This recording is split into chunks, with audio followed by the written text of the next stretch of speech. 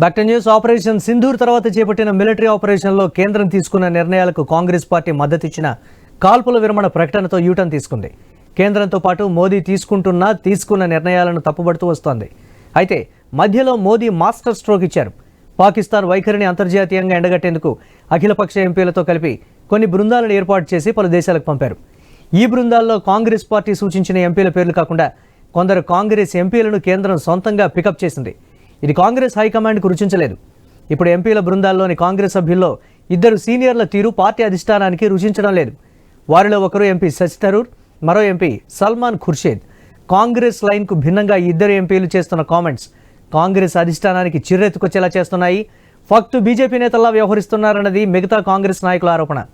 Shashi Tharoor social మీడియాలో వ్యక్తం చేస్తున్న అభిప్రాయాలకు కాంగ్రెస్ లీడర్లే కౌంటర్లు ఇస్తున్న పరిస్థితి. ఇంతలో కొలంబియా టూర్లో శశి థరూర్ పెద్ద దౌత్య విజయం సాధించారు. పాకిస్తాన్కు అనుకూలంగా కొలంబియా అప్పట్లో విడుదల చేసిన లేఖను వెనక్కు తీసుకునేలా చేశారు.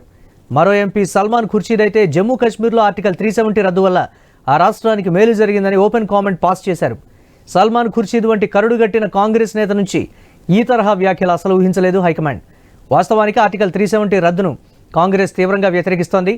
కేంద్రంలో కాంగ్రెస్ అధికారులకు వస్తే ఆర్టికల్ 370ని పునరుద్ధరిస్తామని రాహుల్ గాంధీ ప్రకటన చేశారు.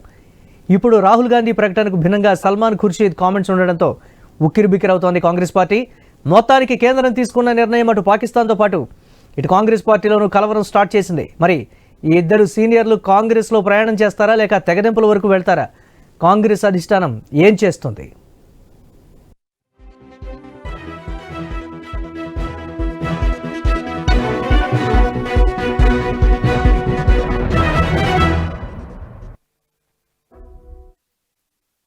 రైట్, ఇక ఈ ఇద్దరు కాంగ్రెస్ ఎంపీల తీరుకు సంబంధించి కాంగ్రెస్ అధిష్టానం గుర్రుగా ఉన్నటువంటి ప్రస్తుత పరిస్థితి. దీనికి సంబంధించి మరిన్ని అప్డేట్స్ మా ఇన్పుట్ ఎడిటర్ శ్రీకాంత్ లైవ్ ద్వారా అందిస్తారు. Over to you Srikanth. Murali, thank you. Good afternoon. మొత్తానికి కాంగ్రెస్ సీనియర్ నేత శశి థరూర్ బాటలోనే సల్మాన్ ఖుర్షీద్ మాటలో వ్యవహార శైలి కూడా కనిపిస్తోంది. ఆపరేషన్ సింధూర్ నేపథ్యంలో ఆపరేషన్ సింధూర్ అంటే పాకిస్తాన్ ఉగ్రవాదాన్ని ప్రేరేపిస్తోంది, ఉగ్రవాద దేశం పాకిస్తాన్ అంటూ కూడా 33 దేశాల పర్యటనలో భారతదేశం నుంచి అఖిలపక్ష ఎంపీల బృందం 7 బృందాలు విదేశీ పర్యటనలు చేస్తోంది. సో ప్రపంచ వేదికలపైన పాకిస్తాన్ ఉగ్రవాదాన్ని ఎట్లా పెంచి పోషిస్తోంది, ఉగ్రవాదం వల్ల ప్రపంచ దేశాలకు ఎంత నష్టం, భారత్ ఎంత నష్టపోయింది, భారత్ దాన్ని ఎట్లా తిప్పికొట్టినాం. సో పాకిస్తాన్ టార్గెట్ చేస్తున్నటువంటి క్రమం, పాకిస్తాన్ విధానాన్ని ఎండగట్టేందుకు ఈ క్రమం కనిపిస్తోంది. సో విదేశీ పర్యటన నడుస్తోంది మన అఖిలపక్ష ఎంపీలు ఏవైతే ఉన్నాయో. సో ఇట్లా నేపథ్యంలో ఆపరేషన్ సింధూర్ చేసిన సైనిక మన వ్యవస్థ కానీ త్రివిధ దళాల వ్యవస్థ కానీ, సో ఈ నేపథ్యంలో జనరల్గా కాంగ్రెస్ పార్టీ నాయకులు ఇప్పటివరకు మనం మాట్లాడుతూనే ఉంటాం. సో సైనికులకు వాళ్ళు సెల్యూట్ చేయడాలు, సో మన త్రివిధ దళాలు చాలా శక్తివంతంగా ఉన్నాయని చెప్పి. సో ఎక్కడ భారతీయ జనతా పార్టీని ఎక్కడ మోడీని కానీ వాళ్ళు సపోర్ట్ చేయరు, వాళ్ళు గొప్పగా చెప్పరు. బట్ ఈ టీమ్స్ ఏవైతే ఉన్నాయో ఇందులో శశి థరూర్ కానీ at same time Salman Khurshid కానీ, సో వీళ్ళిద్దరూ మోడీని పొగుడుతూ అండ్ మోడీ తీసుకున్నటువంటి నిర్ణయాలను అంటే వాటిని సమర్థిస్తూ ప్రపంచ వేదికల పైన చేస్తున్నటువంటి కామెంట్స్ దేశంలో సొంత పార్టీకి చాలా చికాకులు అయితే తెప్పిస్తున్నాయని చెప్పడం ఎట్లాంటి సందేహం కనిపించడం లేదు. మోదీ సర్కార్కు అనుకూలంగా వ్యాఖ్యలు చేస్తున్నారు అటు శశి థరూర్ కానీ ఇటు సల్మాన్ ఖుర్షీద్ కానీ. సో ఇండోనేషియా, మలేషియా, దక్షిణ కొరియా, జపాన్, సింగపూర్ దేశాల్లో వీళ్ళ బృందం పర్యటిస్తోంది. సో ఇట్లాంటి నేపథ్యంలో సల్మాన్ ఖుర్షీద్ గురించి ప్రత్యేకంగా చెప్పాల్సినటువంటి అవసరం లేదు. ఒక కరుడు కట్టినటువంటి కాంగ్రెస్ నాయకుడు సల్మాన్ ఖుర్షీద్ అని మనం స్పష్టంగా చెప్పాలి. అండ్ మరోవర్ చాలా సీనియర్ నేత కూడా కాంగ్రెస్ పార్టీలో. సో దీంట్లో మరి ముఖ్యంగా జేడీ ఎంపీ సంజయ్ ఝా నేతృత్వంలో ఈ బృందం ఇండోనేషియాతో పాటు Malaysia, republic of Korea, Japan, Singapore దేశాల్లో పర్యటనలు చేస్తోంది. సో దీంట్లో అపారజిత సారంగితో పాటు బ్రిజ్ లాల్, అటు హేమాంగ్ జోషి, ప్రధాన్ బారువా, తృణమూల్ కాంగ్రెస్ చెందినటువంటి అభిషేక్ బెనర్జీ ఉన్నారు. అండ్ సిపిఎం చెందినటువంటి జాన్ బ్రిటాస్ తో పాటు మాజీ విదేశాంగ మంత్రి అండ్ ఓవరాల్ గా సల్మాన్ ఖుర్షీద్ ఇందులో ప్రధానంగా ఉన్నారు. సో సల్మాన్ ఖుర్షీద్, శశి థరూర్ ఎట్లాంటి కామెంట్స్ చేస్తున్నారు, సల్మాన్ ఖుర్షీద్ కూడా అట్లాంటి కామెంట్స్ చేస్తున్నారు.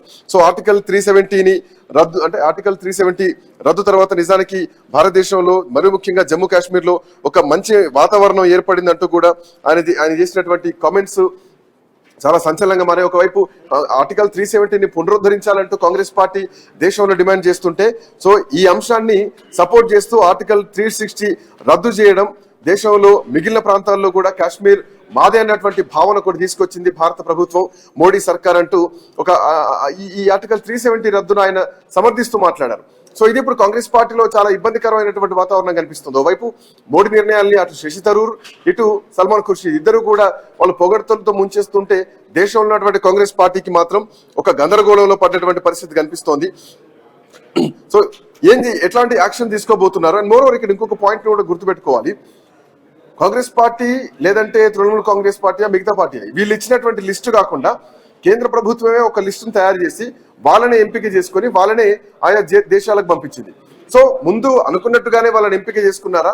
సో కాంగ్రెస్ పార్టీ నుంచి పార్టీ ఇచ్చినటువంటి లిస్ట్ కాకుండా సొంతంగా కేంద్రం నిర్ణయం తీసుకుందంటే సో ఎవరైతే అనుకూలంగా మాట్లాడతారో వాళ్ళని సెలెక్ట్ చేసుకున్నారు అనుకోవాలా?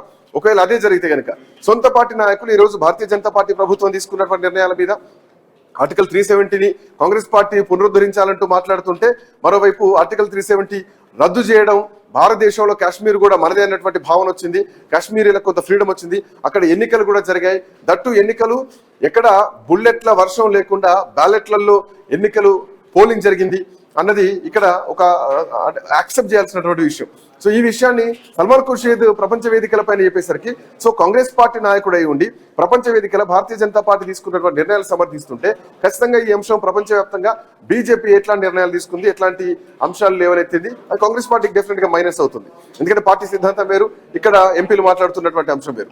మాట్లాడిన దీనిపైన మున్నూరు రవి గారు మనతో పాటు జాయిన్ అవుతున్నారు, కాంగ్రెస్ పార్టీ నాయకులు. తో పాటు బండారు రామ్మోహన్ రావు గారు కూడా మనతో పాటు జాయిన్ అయ్యారు. రవి గారు ఏం చెప్తారు? సొంత పార్టీ నాయకులు ప్రపంచ వేదికల పైన చేస్తున్నటువంటి కామెంట్స్, కాంగ్రెస్ పార్టీకి లైన్ దాటేసి అతిక్రమించి చేస్తున్నటువంటి కామెంట్స్ ఎట్లా చూస్తుంది పార్టీ? అంటే ఇప్పుడు ఈ దేశంలో ఒక దేశ సమస్య పైన ఏదైతే మాట్లాడుతున్నారో దాంట్లో ఈ దేశంలో ఉన్న పౌరులుగా వాళ్ళు సమర్థించుకుంటూ మాట్లాడడాన్ని దాన్ని ఒక పార్టీకి సమర్థిస్తున్నట్లుగా మీరు అనుకుంటున్నారు, కానీ అది ఒక పార్టీకి అనుకూలం కాదు. ఈ దేశ సార్వభౌమత్వాన్ని కాపాడే ఒక గొప్ప ఆలోచనలో భాగంగానే ఎంపీలు కూడా మాట్లాడిండు. సో దాన్ని ఇప్పుడున్న వాళ్ళందరూ కూడా అంటే ఇప్పుడు చూస్తున్న వాళ్ళు కానీ ఇప్పుడు పార్టీల పరంగా దాన్ని ఆలోచించడం అనేది తప్పు అనేది నేను అనుకుంటున్నాను. సో కాంగ్రెస్ పార్టీ లైన్ వేరు, వీళ్ళు మాట్లాడుతుంది వేరు. సో అంటే సెలెక్టివ్ ప్రాసెస్ లో కూడా భారతీయ జనతా పార్టీ కేంద్ర ప్రభుత్వం తీసుకున్నటువంటి నిర్ణయం కూడా కాంగ్రెస్ పార్టీ దేశ భద్రత విషయంలో ఏ రోజు కూడా వేరే లైన్ లో లేదు. ఈ దేశంలో పుట్టినటువంటి ప్రతి బిడ్డకు, ఈ దేశంలో ఉన్నటువంటి పార్టీలకు ఈ దేశాన్ని కాపాడుకునేటువంటి ఒక బాధ్యత ఉంది కాబట్టి అదే లైన్ లో మాట్లాడారు, కానీ దానికి వ్యతిరేకమైనటువంటి లైన్లు అనేది ఏం లేదు. దీన్ని ఒక వేరే కోణంతో చూడడం వల్లనే ఈ ఆలోచనలు వస్తున్నాయి అనేది అక్కడ స్పష్టంగా కనబడుతుంది. రైట్, రామ్మోహన్ రావు గారు. సో రామ్మోహన్ రావు గారు ఎట్లా చూడాలి? సొంత పార్టీ అంటే కాంగ్రెస్ పార్టీ లైన్ లో చూడాలా ఇది, లేదంటే బీజేపీ లైన్ లో చూడాలా, లేదంటే దేశానికి సంబంధించినటువంటి అంశంలో చూడాలా? ఎట్లా చూస్తారు? అంటే ఇద్దరు కొంచెం డిఫరెంట్ కనిపిస్తుంది. శ్రీకాంత్ గారు, రవి గారిని అభినందిస్తున్నాను. నిజంగా చెప్పానంటే ఒక దేశ పౌరుడిగా మనందరం, నేనైతే ఏ పార్టీ కాదు, వారి పార్టీ అయ్యింది కూడా రవి గారు చాలా హుందాగా మాట్లాడారు, చాలా కరెక్ట్ గా మాట్లాడారు. అభినందిస్తున్నాను. ఎందుకంటే ఇది భారత ప్రభుత్వం పంపిన ప్రతినిధి బృందం సార్. ఇది కాంగ్రెస్ పార్టీ కాదు, బీజేపీ అంతకంటే కాదంటున్నాను. కాకపోతే బీజేపీ తప్పడుతున్నాను ఏంటంటే వారు అనలేదుగా నేను అంటున్నాను, ఎంపిక చేయడంలో పార్టీ ప్రతిపాదించిన వాటిని పంపాల్సిన బాధ్యత ఓ రకంగా చెప్పారంటే అది ఉన్నది. దానికి అనుగుణంగా కొంచెం వ్యతిరేకంగా పంపారు. పార్టీ రవి గారిని పంపారు, రామ్మోహన్ రావు రవి గారిని పంపారు, రవి గారిని పంపాలి అంతే తప్ప వాళ్ళు ఇష్టమైనట్టు సెలెక్ట్ చేయడానికి వీలు లేదు. అది కొంత రాజకీయం చేశారు బీజేపీ కేంద్ర ప్రభుత్వం. కానీ రాజకీయం చేసిన పోయిన వాళ్ళు వయసు మేళ్ళు కనుక ఇప్పుడు మాట్లాడుతున్న రవి గారు కూడా ఒక మంచి భారత పౌరుడిగా మాట్లాడాడు కనుక వాళ్ళని తప్పట్టాల్సిన అవసరం లేదు. భారత ప్రభుత్వం ప్రతినిధులుగా వీళ్ళు వెళ్ళిండ్రు. భారత ప్రభుత్వం ఏం చేసింది, దాన్ని సమర్థించడం లేకుండా పెన్సిల్వేనియా వెళ్ళి మనకు ఎవరైతే మన శశి థరూర్ వాళ్ళు ఊరేగింపు కరెక్ట్ అని చెప్పాలా చెప్పండి?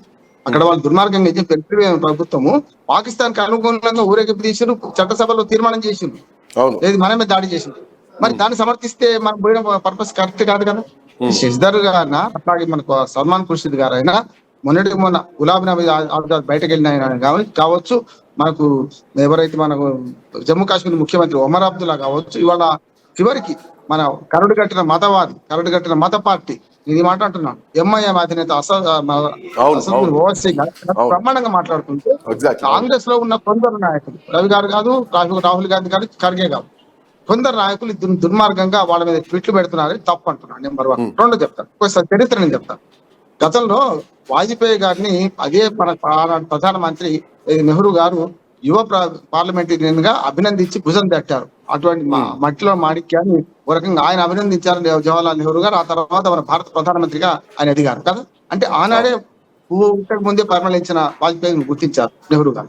రెండో మన రాజీవ్ గాంధీ గారు ప్రధానమంత్రిగా ఉన్నప్పుడు ఏదైతే మనకు వాజ్పేయి గారికి అనారోగ్యం వస్తే అది ఆపరేషన్ అమెరికాలో జరుగుతుంది అనుకుంటే కావాలని వారు ప్రతిపాదించకుండా వారి పార్టీ నుంచి ప్రతిపాదించకుండా వాజ్పేయి గారిని విదేశాలకు పంపి మంచి వైద్యం చేసుకుని రమ్మని చెప్పాను. అది రాజీవ్ గాంధీ ముందుతనం ఏంటంటే ఆయన ఎక్కడ బయట పెట్టలేదు. దాన్ని నేను బతుకున్నానంటే రాజీవ్ గాంధీ కారణం అని చెప్పి వాజ్పేయి గారు చెప్తున్నారు. అది గొప్పతనం. అంటే ఒక మనిషి సహాయం చేస్తే సహాయం మాట్లాడడం గొప్ప విషయం. అట్లాంటి రాజకీయాల దురదృష్టం కొద్ది ఇప్పుడు లేవు. చెప్తాను దాని గురించి. నేను సహాయం చేసిన చెప్పుకునే దానికన్నా వారు సహాయం చేసిన సహాయం పొందినవాడు చెప్పుకోవాలి. అది నేను కూడా చెప్తాను. పివి నరసింహరావు గారు ప్రధానమంత్రిగా ఉన్నప్పుడు ఆయన ఐక్యరాజ్య సమితిలో మాట్లాడడానికి తన పార్టీ వాళ్ళకంటే ప్రతిపక్ష నాయకుడిగా ఆనాడికి ప్రధానమంత్రి కాలే ఆయన. ఇది మన వాజ్పేయి గారు 99లో అయింది కనుక ఆయనను పంపడం ఏది అంతకుముందు విదేశాంగ శాఖ మంత్రి చేసింది కనుక వాజ్పేయి గారిని ప్రతినిధులతో పంపాడు ఆయన.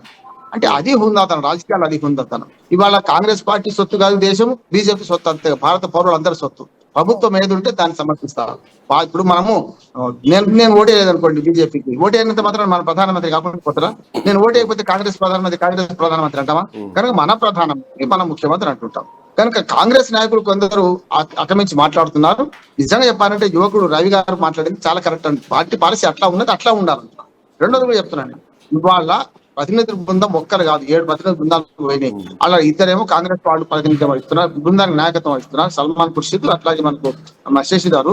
వాళ్ళు కాకుండా కూడా మిగతా ప్రతినిధి బృందాలు బీజేపీ వాళ్ళు ఉన్నారు, తృణమూల్ కాంగ్రెస్ ఉన్నారు, డిఎంకే కలిమోడు ఉన్నది కాదు, ఇంతమంది లేరా? అటువంటి బీజేపీ పార్టీ నుంచే ప్రతినిధి బృందాలు 3, మిగతా 4 ఇండియా కూటమిలో ఉన్నారు. అంటే పార్టీల ప్రాతినిధ్యం బట్టి 99 సీట్లున్న కాంగ్రెస్ కు 2 పంపారు. కాంగ్రెస్ నుంచి 2 బృందానికి నాయకత్వం వహిస్తున్నారు. డిఎంకే నుంచి ఒకరు, అన్నా డిఎంకే మన ఏమంటారు తృణమూల్ కాంగ్రెస్ నుంచి ఒకరు ప్రాతినిధ్యం వహిస్తున్నారు కదా. దీంట్లో ఇప్పుడు అంటే వీళ్ళు చేస్తున్నటువంటి కామెంట్స్ లో ఆఫ్ కోర్స్ మనం ఒక లైన్ లో మాట్లాడుతున్నాం. ప్రభుత్వం తరపున వీళ్ళందరూ వెళ్ళారు, భారత ప్రభుత్వం తరపునే వెళ్ళారు, పార్టీల పరంగా వెళ్ళలేదు. కానీ అక్కడ చేస్తున్నటువంటి కామెంట్స్ కాంగ్రెస్ పార్టీలో కొంత రియాక్షన్స్ కనిపిస్తున్నాయి. ఇందాక మీరు చెప్పినట్టు వాళ్ళని ట్రోల్ చేస్తూ మాట్లాడమా, వాళ్ళ పైన ట్వీట్లు చేయడమా, సో వీళ్ళు కాంగ్రెస్ పార్టీలో లైన్ దాటి మాట్లాడుతున్నటువంటి ఒక పొలిటికల్ సినారియోని వాళ్ళు క్రియేట్ చేస్తున్నారు. బట్ ఇది కాంగ్రెస్ పార్టీ యాక్చువల్ గా ఎట్లా చూడాలి, సో ఎట్లా చూస్తుంది? బీజేపీ సొంత వ్యవహారం కాదు ఇది, కాంగ్రెస్ పార్టీ సొంత వ్యవహారం కాదు.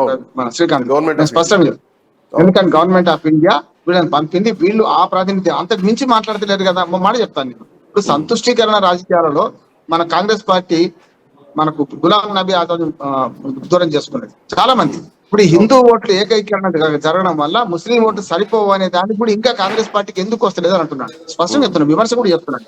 కొన్నిసార్లు ఇప్పుడు రేవంత్ రెడ్డి గారు నేను మాట్లాడాను, దేశ రక్షణ విషయంలో మనం అవాకులు చెవకులు పేర్లు వద్దు అంటున్నాం. ఏమైనా ఆయన కొట్టు పెట్టుకుంటాడు. నిజంగా చెప్పాలంటే నేను ఆర్ఎస్ఎస్ కార్యకర్తలు అంటాడు. కానీ నేను ఏమంటున్నాను అంటే ఇక్కడికి వచ్చి ప్రధానమంత్రి ముఖ్యమంత్రిగా చూడండి, మన ముఖ్యమంత్రి మన ప్రధానమంత్రి లేకుండా మన భారతదేశం చేసిన చర్యలను సమర్థించాలి, ఎప్పుడు విమర్శించాలి. నేను కూడా విమర్శిస్తాను.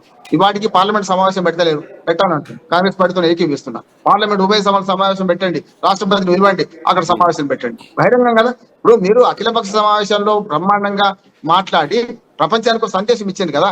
అదే మేమంతా అహం హాయ్ అని అందరూ అనుకునేలాగా ఎందుకు పెడతలేరు? ఖర్గే గారు, రాహుల్ గాంధీ గారు ఇప్పుడు కాదు అప్పుడెప్పుడు ఉత్తరాలు రాశారు. మరి మీరు పార్లమెంట్ సమావేశం ఎందుకు పెడతారని అడుగుతున్నాను. నెంబర్ 1. రెండోది ఏంటంటే బహిరంగ రాష్ట్రం కదా యుద్ధం చేసినాం, మనం ఎంత నష్టపోయినాం అనేది సైన్యానికంటే మనకైతే ఎక్కువ తెలియదు కదా. రేవంత్ రెడ్డి మాట్లాడిన తప్పే, మోడీ మాట్లాడిన తప్పే. నేనేమంటున్నాను, అధికారికంగా సైన్యం చెప్పాల్సిన విషయాలను మనం సైన్యం రహస్యాలను మనకు బయట పెట్టవద్దు. అందుకని చూడండి, రక్షణ శాఖ మంత్రి రాజ్నాథ్ సింగ్ ఏమన్నారు, మన అఖిలపక్ష సమావేశం పెడుతూ ఆనాడే సింధూర్ 2 దాడి జరుగుతుంది కానీ ఎక్కడ బయట పెట్టలేదు. కొన్ని విషయాలు మనం కూడా చెప్పలేని పరిస్థితి, అందుకని జరిగేది జరుగుతుందని చెప్పాడు. సింధూర్ 1 అయిపోయినా సింధూర్ 2 జరుగుతున్నప్పుడే ఇక్కడ జరుగుతుంది దాడు, ఇక్కడ అఖిలపక్ష సమావేశం జరిగింది. కొన్ని విషయాలు బహిరంగంగా చెప్పలేమన్నారు. ఖచ్చితంగా దేశ రహస్యాల విషయంలో ప్రధానమంత్రికి, రక్షణ శాఖ మంత్రికి, హోంశాఖ మంత్రికి 4-5కే మొత్తం వాస్తవాలు తెలుస్తాయి. మీరు చూశారు కదా, సామాన్ తయారు హాయ్ అని ఎవరు పివి నరసింహరావు చిన్న చిట్టి పెట్టిపోతే ఆయన తర్వాత వచ్చిన మన పోఖ్రాన్ అణు విస్ఫోటన ఎవరు చేశారు? వాజ్పేయి గారు చేశారు.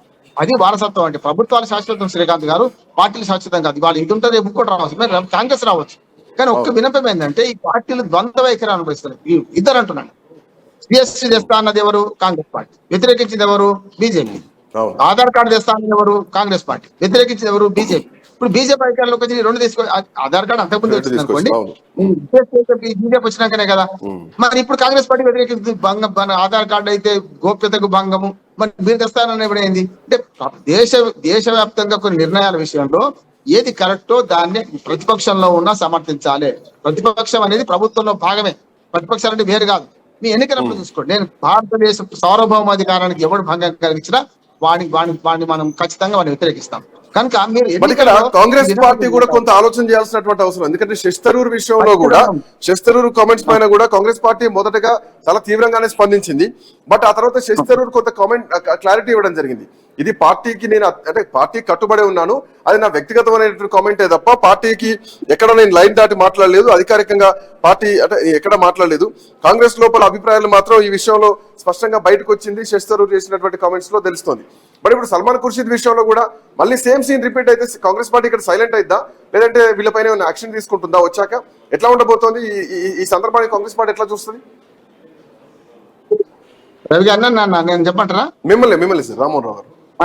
నేను ఏమంటున్నానంటే ఇది నిజంగానే సల్మాన్ ఖుర్షీద్ అన్న లేకపోతే శశి థరూర్ అన్న వాళ్ళందరూ కరెక్ట్ అంటున్నారు. ఇప్పుడు పార్టీ లైన్ దాటలేదు, పార్టీ ప్రతినిధి బృందం అంటే భారత ప్రతినిధి బృందంలో సభ్యులు కనుక అట్లా మాట్లాడారు. 370 సమస్య, వాళ్ళు 370 ఆర్టికల్ గురించి మాట్లాడొద్దు అంటుందండి. నా వ్యక్తిగత అభిప్రాయం ఏంటంటే 370 ఆర్టికల్ రద్దు కరెక్టా కాదా అనేది పార్టీకో లైన్ ఉంది, దాన్ని అక్కడ మాట్లాడదు.